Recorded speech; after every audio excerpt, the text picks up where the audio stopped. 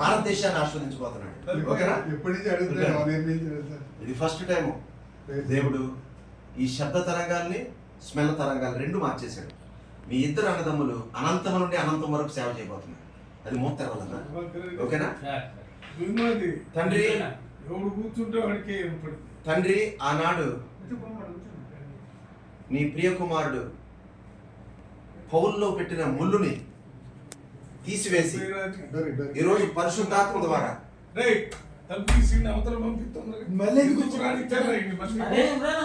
వచ్చునుగాక అని ప్రార్థన చేస్తూ యేసు నామములో కొత్త ఊపిరి నీ ప్రియ కుమారుడికి రిలీజ్ చేసినందుకు నీకే స్తోత్రం.